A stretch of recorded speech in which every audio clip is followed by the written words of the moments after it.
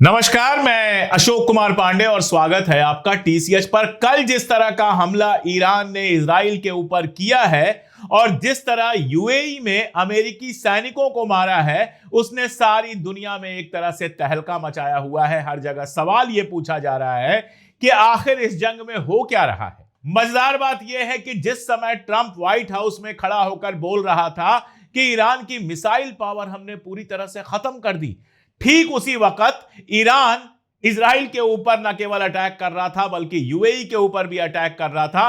खबर तो यह है कि कुछ और जगहों पर अमेरिकन बेसिस पर अटैक हुआ है, खास तौर पर बहरीन में अटैक हुआ है अमेरिकन बेसिस के ऊपर। यूएई की खबर यह है कि 37 अमेरिकन सैनिक मारे गए हैं, यह दावा किया है ईरान ने।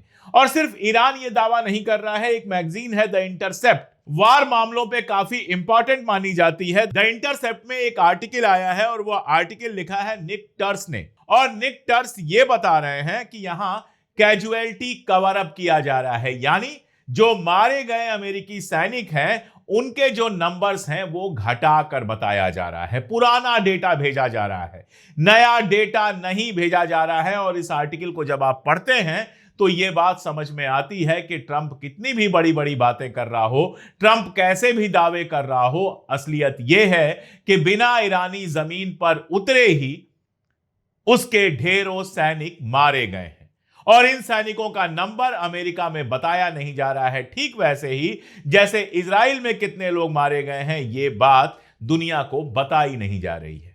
एक तरफ अपने मरे हुए लोगों के नंबर्स छुपाए जा रहे हैं, दूसरी तरफ जो दावे किए जा रहे हैं उनको सुनिए। पीट हेग्सेथ, कई बार बता चुका हूं मैं आपको, है तो वो अमेरिका का वार मिनिस्टर, लेकिन उसका कैरियर सिर्फ इतना है कि एक टीवी चैनल पर एक प्रोग्राम प्रेजेंट किया करता था, फिर प्रोग्राम के प्रोड्यूसर के साथ उसके रिश्ते बन गए और जाने क्या क्या। उसकी सिर्फ एक खूबी है और वो खूबी ये है कि वो ट्रंप का अंधभक्त है। जैसे अपने देश में अंधभक्त होते हैं, वैसे वो ट्रंप का अंधभक्त है। जो ट्रंप कहता है वही दोहराता है और ट्रंप उसके ऊपर पहले ही डाल चुका है कि पीटर हेग्सेथ ने ही सबसे पहले जंग के लिए कहा था। उसके ऊपर जो आरोप है वो भी मैंने आपको बताया था कि आरोप यह है कि इसके एजेंट ने हथियारों वाली कंपनी में पैसे इन्वेस्ट करने की कोशिश की इस जंग के शुरू होने से ठीक पहले। वो सब अभी छोड़ देते हैं।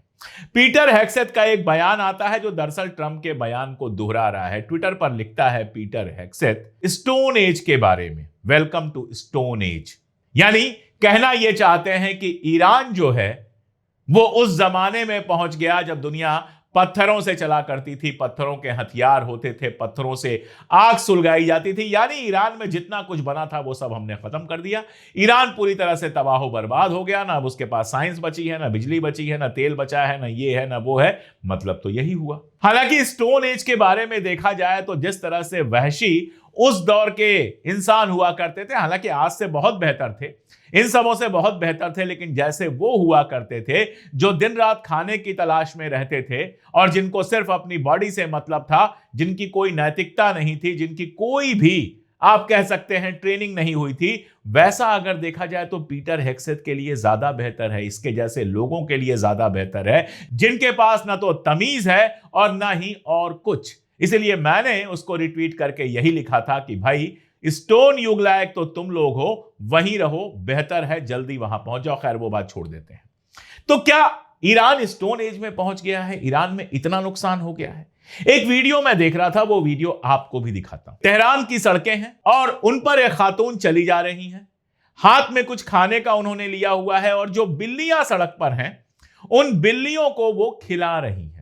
यानी उनकी चिंता यह है कि जंग के माहौल में कहीं बिल्लियां भूखी न रह जाएं। आप सोच के देखिए, वैसे तो सड़कें वगैरह देख के आप समझ सकते हैं कि तेहरान स्टोन एज छोड़िए मोस्ट मॉडर्न दिखाई दे रहा है अभी भी, लेकिन उसके बावजूद आप ये इंसानियत देखिए जिसमें एक महिला बिल्लियों को खाना खिला रही हैं कि बिल्लियां भूखी न रह जाएं। ऐसे सीन हमने गजा में भी देखे थे जहां लोग खुद बर्बाद हो चुके थे, लेकिन बिल्लियों को जिंदा रखने के लिए उनको खिलाने की कोशिश कर रहे थे। यह इंसानियत पैसे से नहीं खरीदी जा सकती, यह इंसानियत कहीं पैदा होने से नहीं आती, यह इंसानियत एक कल्चर से आती है, एक 5000 साल पुराने कल्चर से आती है। मुझे याद आता है कि मेरी दादी जो है वो सुबह उठकर सबसे पहले चिड़ियों के लिए दाना डाला करती थी और गर्मियों के मौसम में मिट्टी के बर्तन में बार बार पानी भर के रखती थी कि चिड़ियां वहां से आके पानी पी सके। अपनी जमीन से, अपने जानवरों से, अपने मुल्क से इतनी मोहब्बत सिर्फ ट्रेडिशन से आती है, परंपरा से आती है, कल्चर से आती है, ये पैसे से नहीं खरीदी जाती।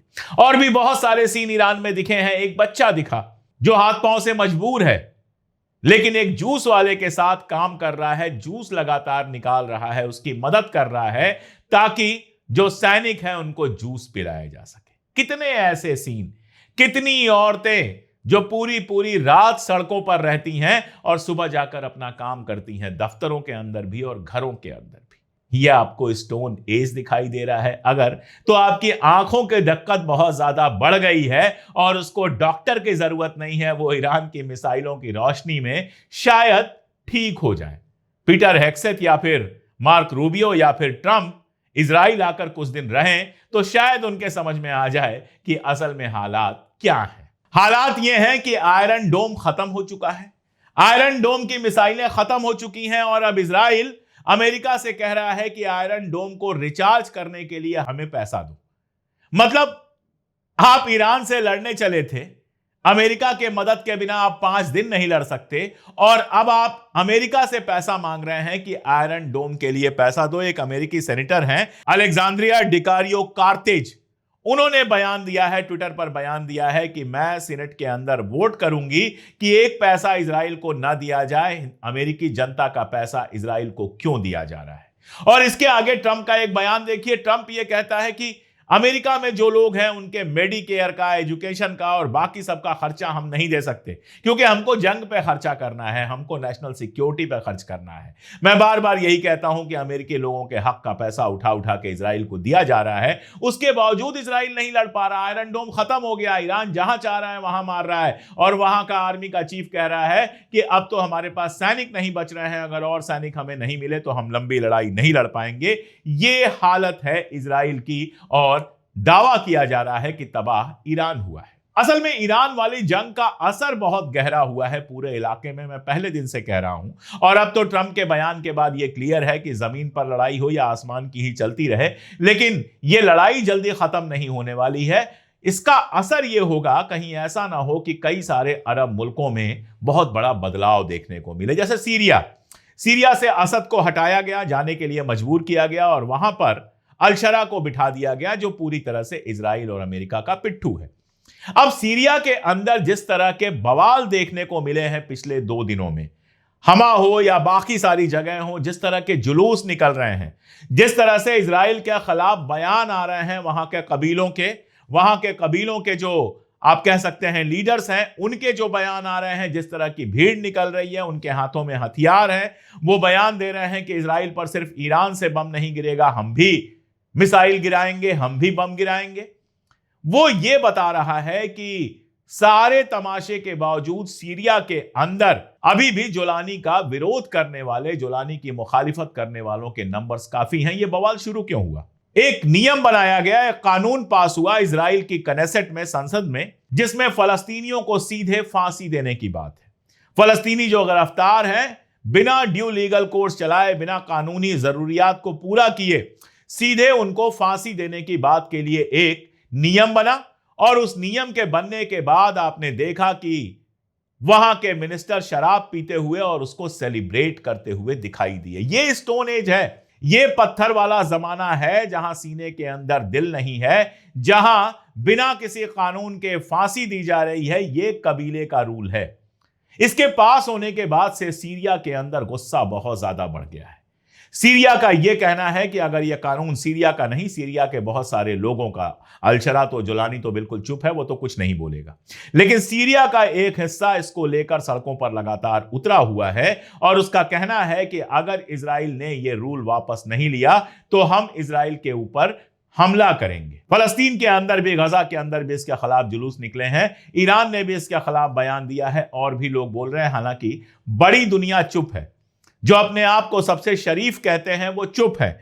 नेशनल अखबार जो इंग्लैंड का है, उसने एक खबर छापी है कि फलस्तीनियों के खिलाफ इजराइल में ऐसा रूल बन गया, ऐसा कानून पास हो गया और हमारा प्राइम मिनिस्टर चुप है। अकेले स्ट्रेमर नहीं, पूरा यूरोप चुप है, एशिया चुप है। हमारे प्रधानमंत्री मोदी आसाम में जाकर जो चाय चुनने वाली औरतें हैं उनके साथ घूमते हैं, उनके साथ वीडियो बनाते हैं, चुनाव प्रचार करते हैं, लेकिन फलस्तीनियों के खिलाफ इतना घटिया कानून बना है जो शायद दुनिया का सबसे खतरनाक कानून हो, उस पर नरेंद्र मोदी की भी जबान नहीं खुलती है। पाकिस्तान से भी कोई बयान नहीं आया है, कहीं से कोई बयान नहीं आया है, क्योंकि लोग धीरे धीरे गजा को भूल गए हैं।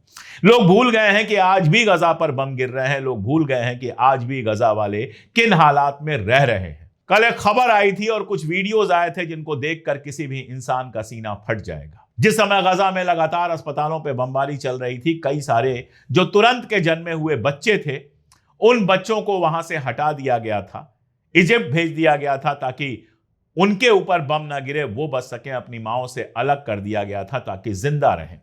2 साल बाद वो बच्चे लौट के आए तो माएं बड़ी मुश्किल से पहचान पाई। बच्चे कहां अपनी मां को पहचानते जिसको 2 साल से देखा नहीं था।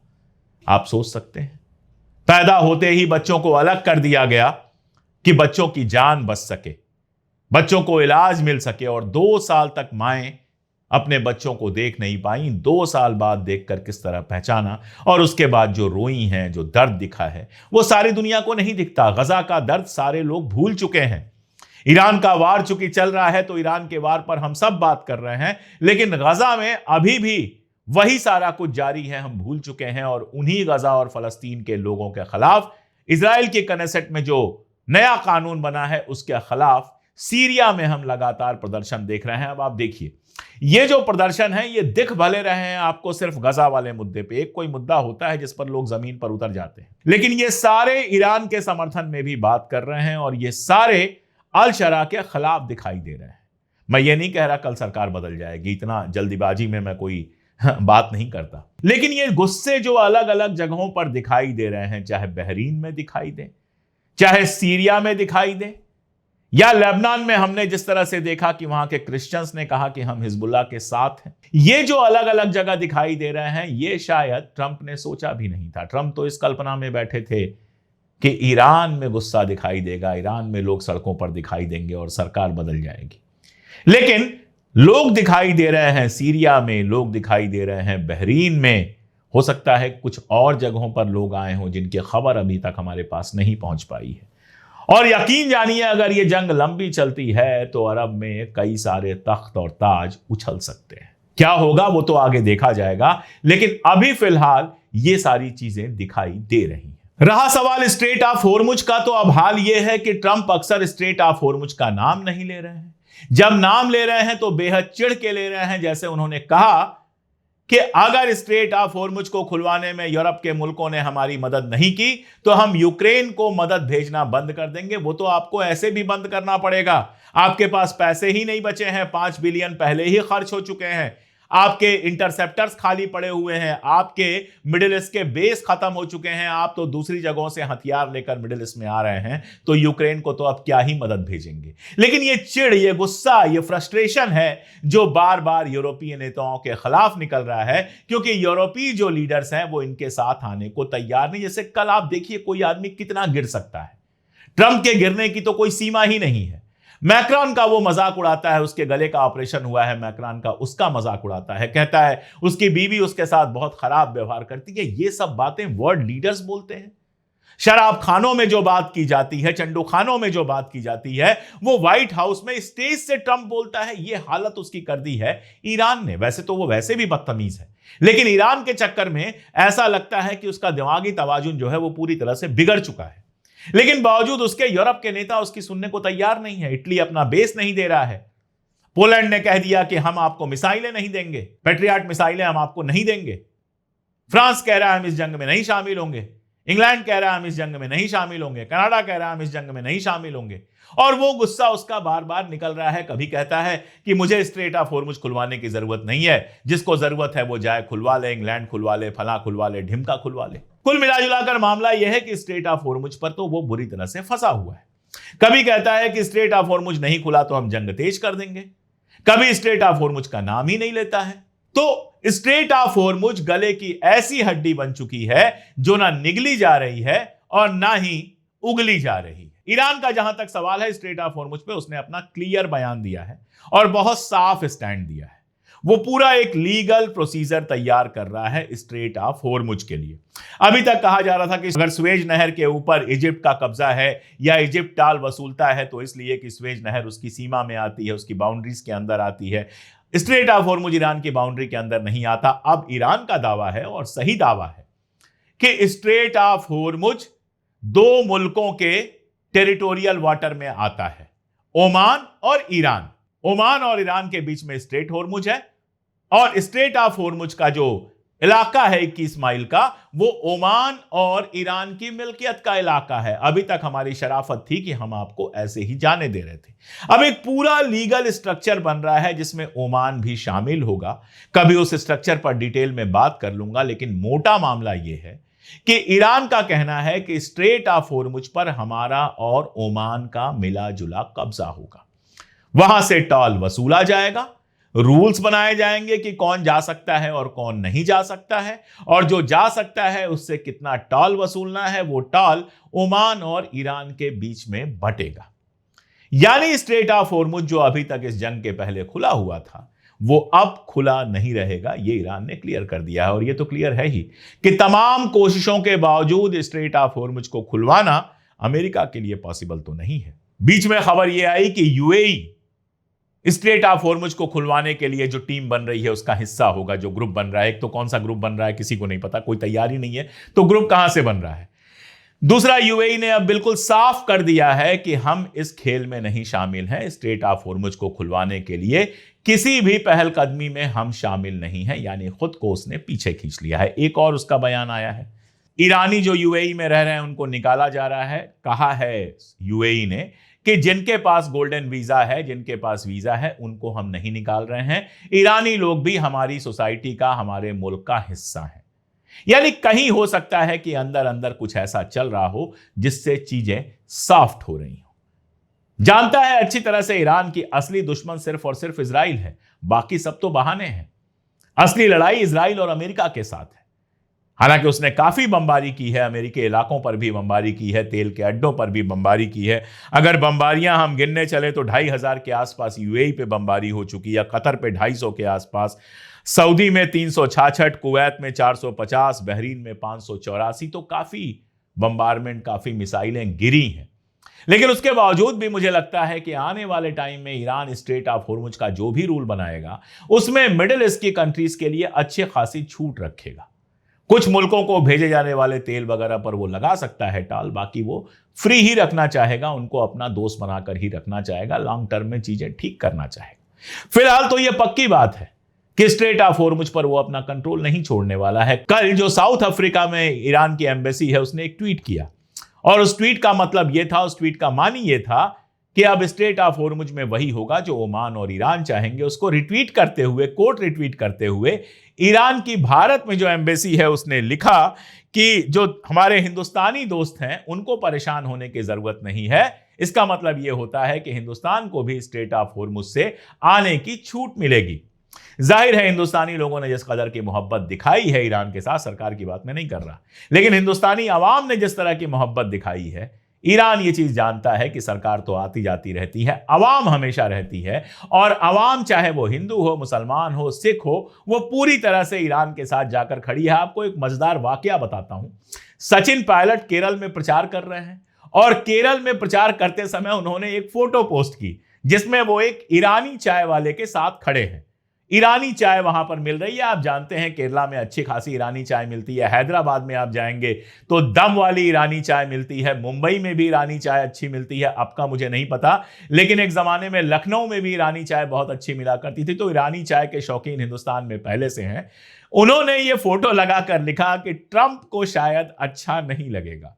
तो सचिन पायलट वहां खड़े होकर मजे ले रहे हैं, और सचिन पायलट जो कह रहे हैं दरअसल वो ज्यादातर हिंदुस्तानियों के दिल की बात है जो इस समय ईरान के साथ खड़े हैं। और यही वजह है कि ईरान की जो भारत में एम्बेसी है वो इस बात को कहती है कि हमारे हिंदुस्तानी दोस्तों को दिक्कत नहीं होगी। खैर, क्या होगा क्या नहीं होगा हम नहीं जानते। फिलहाल जितना कुछ चल रहा है 3 लाइन में मैं उसको आपको बताता हूं। ट्रंप के कुछ समझ में नहीं आ रहा है कि क्या करे, उसके पास कोई प्लान बी नहीं था। इजराइल पर ऐसी मार पड़ रही है जो दिखा तो नहीं पा रहे हैं, लेकिन जिसके जख्म साफ साफ महसूस हो रहे हैं जब फॉक्स न्यूज जैसा चैनल, जो अमेरिका का करीबी चैनल है, जो इजराइल का करीबी चैनल है, वो हमलों के बाद बाकायदा फ्लैशलाइन चलाता है कि इजराइल के ऊपर सबसे बड़ा हमला हुआ, और वहां का जो आईडीएफ का चीफ है, आर्मी का चीफ है हलेवी, वो कहता है कि हमारे पास लोगों की कमी है। तो आप अंदाज लगा सकते हैं कि इजराइल का क्या हाल है। तो जंग जल्दी नहीं रुकने वाली है, लंबी चलेगी, कैसी चलेगी हम नहीं जानते, लेकिन फिलहाल ईरान मजबूती पर है। और आखिरी बात यह कि जंग जितनी लंबी चलेगी, इजराइल और अमेरिका के लिए उतनी मुश्किलात होगी। दुनिया में कोई मुल्क उनके साथ खड़ा होने वाला नहीं है। ट्रंप धमकी दे रहे हैं हम नाटो से बाहर निकल जाएंगे, उसके बावजूद यूरोपीय जो मुल्क हैं वो उनके साथ खड़े होने वाले नहीं हैं। और जिस तरह से मैक्रोन के साथ, या फिर आप कह सकते हैं स्ट्रेमर के साथ लगातार बदतमीजी करता आ रहा है ट्रंप, ये रिश्ते और बुरे होंगे। कल को कोई बड़ी बात नहीं है कि ये सारे मुल्क ईरान से समझौता कर लें स्ट्रेट ऑफ होर्मुज को लेकर, और केवल अमेरिका और इजराइल अकेले पड़ जाएं। मैं आपको बताऊं कि जो मिडिल ईस्ट की गल्फ कंट्रीज हैं वो भी बहुत प्रोएक्टिव नहीं दिख रही हैं। सऊदी अरबिया ने कह दिया ईरान के खिलाफ किसी जंग में हम शामिल नहीं होंगे। यूएई कह रहा है कि स्ट्रेट ऑफ होर्मुज खुलवाने में हम शामिल नहीं होंगे। यानी हवा बदल तो रही है, अब कितनी बदलती है, कहां तक जाती है, जैसे जैसे जहां जहां जाएगी हम उसका पीछा करेंगे और सही खबर आपके लिए लेके आएंगे। आज के लिए इतना ही, बहुत शुक्रिया।